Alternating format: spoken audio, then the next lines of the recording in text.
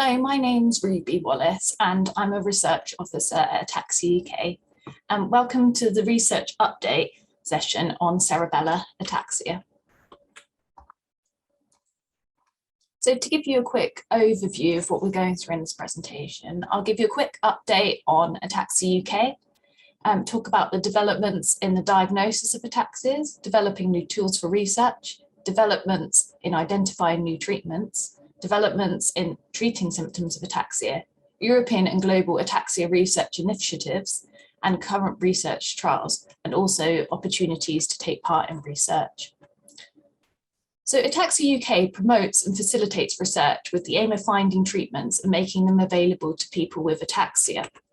So we mostly fund small research grants to get initial results. And we actually found from our 2021 impact report that every £1 Ataxia UK spends on research, this raised almost £6 in further funding of ataxia related research. We're also involved in organising research conferences. So we've got our next research conference coming up in collaboration with FARA and NAF in 2022. Now, collaboration is really the key to advancing research. So one of the things that Ataxia UK does is it links researchers and the ataxia community. So we're involved in the recruitment to studies and patient engagement and research. And we also work with pharma and biotech companies to encourage them to be involved in ataxia research and to assist them with programs and collect useful information. And we're currently working with a number of pharmaceutical companies. And it's really important that we're engaged all stages of research, from the more preclinical studies and now as treatments are improving right through to drug approval and treatment availability on the NHS. So I'm going to talk about the developments in the diagnosis of ataxias. I'm just going to purely focus on inherited ataxias because there's currently a session on gluten ataxia and other immune ataxias being done currently. So we've had huge amounts of advances in the knowledges of the genes that cause ataxia, which means that more and more inherited ataxias can be identified. So we've got ataxia gene panels for many forms of genetic ataxia in one type of test. So currently, the panel used at the Sheffield Ataxia Clinic uses tests approximately 200 genes. We've also previously reported on the discovery of the genetic cause of canvas, which is another type of ataxia. This genetic mutation was discovered by UK-based researchers in London, and it may be the common cause of late onset ataxias. So if you don't have a specific ataxia diagnosis and are interested to find out if you have canvas, we'd suggest speaking to your neurologists. These tests aren't widely available, but we can organise them via the researcher that identified the mutation. I'm going to speak about developing new tools for research. So there's been a couple of new tools developed recently. So there's been a new test measuring the faulty protein in spinocerebellar ataxia 3. And this was developed by the London Ataxia Centre and the Mayo Clinic. And Ataxia UK and the National Ataxia Foundation have recently funded a study where researchers from a number of European centres will use a newly developed video-based assessment tool called Sarah Home to study the severity of ataxia in the home environment. And Sarah Home is a clinical measurement. So talking about developments in identifying new treatments, we'll firstly talk about gene therapy and scars. So if you look at this diagram here, in blue is a gene, and genes make proteins. So in this top diagram, there's no mutation, so there's a normal protein and no disease. And with the spinocerebellar ataxias 1, 2, 3, 6, 7, and 17, there's an insertion in the gene. And this insertion is the mutation, and this means that a disease-causing protein is produced. Now, other things can influence this process, such as DDR proteins, and a company called Triplet Therapeutics is studying these DTR proteins and producing a gene therapy to stop them from influencing this process. Other studies have also shown in animal models that gene therapy can reduce disease-causing protein. So I'm going to talk about an exciting development by Vico Therapeutics therapy called VO659. So this is a scar therapy and is designed to suppress the faulty proteins that cause scars. So in February of this year, the European Commission granted orphan drug designation for this therapy, and this gives the company producing them different benefits. And also in June 2021, the US Food and Drug Administration also granted the orphan drug designation. So Vico Therapeutics are currently preparing for their first in-human trials of VO659, and these are expected to start in 2022. So in terms of episodic ataxia research, we previously funded a researcher called Dr Singlolani, and he was funded by a small grant from us to study genetic approaches to treating episodic ataxia 2. So the aim of the study was to increase the levels of a highly active protein, which could substitute for the protein which loses function in episodic ataxia 2. And in his study, he used cells to show that his technique could increase brain activity required to treat episodic ataxia 2. And he was successful in applying for a large grant from the Telephone Foundation in Italy, and he received £250,000 to continue his episodic ataxia 2 research. So this shows that the small grants that we give at Ataxia UK can lead to much larger grants being granted from different organisations. Some other updates are that Blade Therapeutics have identified antisense oligonucleotides for SCAR and DRPLA. So antisense oligonucleotides are things which can block the ability of a certain gene to make a protein. And of course, this is really important as SCAR and DRPLA are caused by faulty proteins. So Blade Therapeutics have shown positive results in both cell and animal models. In addition, a different company called Q-State Biosciences have tested their drug called BLD2736 and found that it reduced the toxic aggregates in animal models of SCAR3. And they're now planning to start a phase 1 trial in 2022. uniQure is also working on preclinical studies in its gene silencing candidate AMT150 for the treatment of SCAR3. And Ataxia UK have also funded 2 projects on developing gene therapy for a rare type of ataxia called spastic ataxia type 8.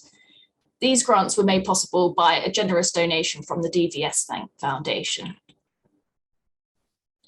So going on to talk about developments in treating the symptoms of ataxia, we have funded a research project by Professor Anya Lowett looking at online speech and language therapy with peer support for people with progressive ataxia.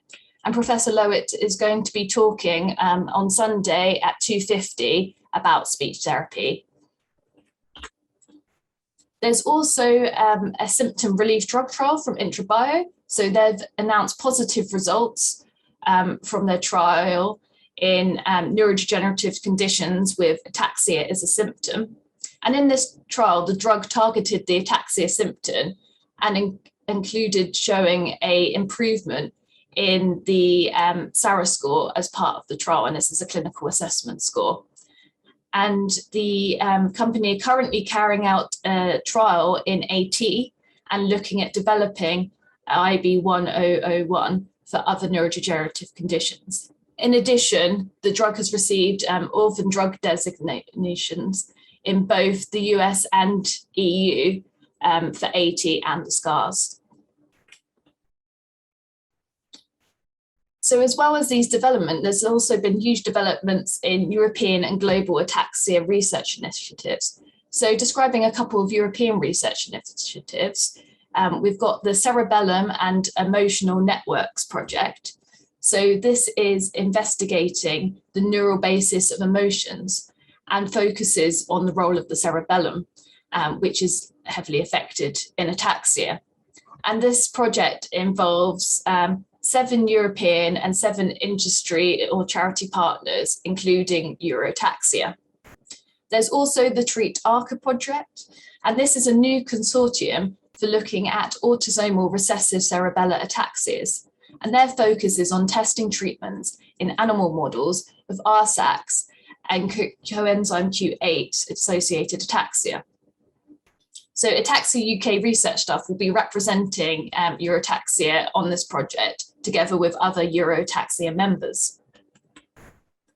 There's also global initiatives for common and rare ataxias. So the Ataxia global initiatives have been set up, and this is a combination of the previous consortium SCAR and ARCA Global, which have now combined. And their goal is to create a network of ataxia specialists worldwide who work together. They also want to agree on standardized data collection on ataxia patients to help with trials, and they've set up several working groups to work on this. They're also involved in promoting and sharing the data and biomaterials from different researchers, and they also want to facilitate people with ataxia who are willing to participate in clinical trials. Finally, there's the critical path to therapeutics for the Ataxias Consortium. So this is a large consortium made up of Ataxia UK, Ataxia Global Initiative, and the National Ataxia Foundation, which have partnered with the Critical Path Institute for the launch of this consortium. There's also been key partners in industry and academic research who have joined the consortium. And this partnership focuses on accelerating the development of treatments for inherited ataxias. And this is really important, as information from the different natural history studies and clinical trials will be shared on CPATH database, and this will inform ataxia research. So it's really important for sharing research. To talk about the current clinical trials in cerebellar ataxia, applying a low electrical current to the scalp may help alleviate symptoms of ataxia. And Ataxia UK previously funded a study using a brain stimulation technique called cerebellar transcranial direct current stimulation. And this study was in a range of ataxias, including FAs, SCARs, MSA, and also idiopathic ataxia. And the study got results in 2021, which showed improvements in 2 clinical measures, SARA and ICARS, and also cognition and quality of life scores. We're now currently funding the group to look at an alternative brain stimulation technique called transcranial alternating current stimulation. And this technique, called TACS, could potentially be even more effective than the transcranial direct current stimulation.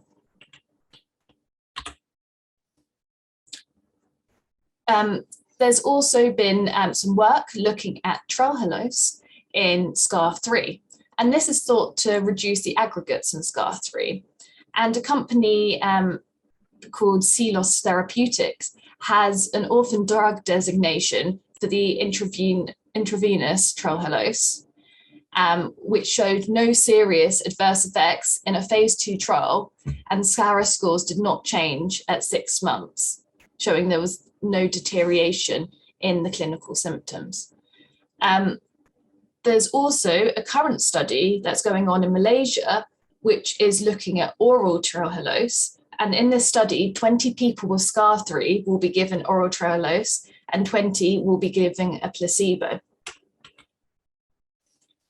There's also the Biohaven trials, which we should be expecting results for fairly soon.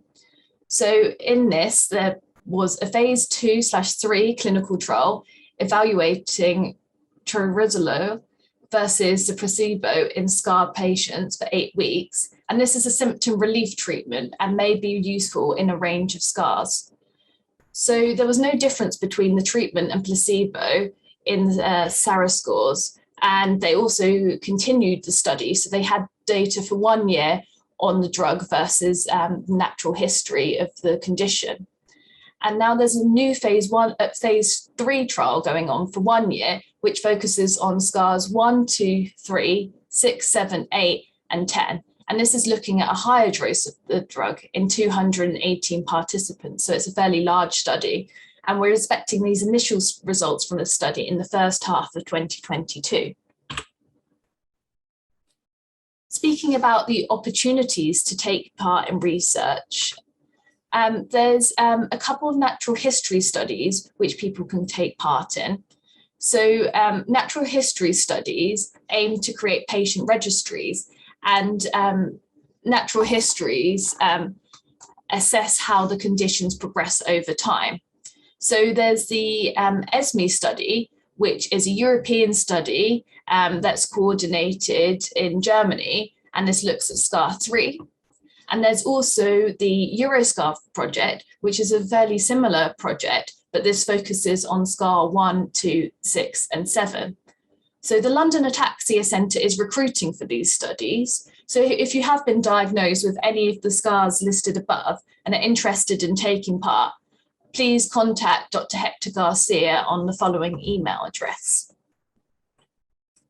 There's also the RSACS project, and in this project, they're going to be taking a measurement from the eye, called an OCT measurement, to find out whether this can be used to diagnose RSACS. So this is also a study that's recruiting at the London Ataxia Centre. So if you're interested in taking part, please contact Professor Paolo Giunti on this email address.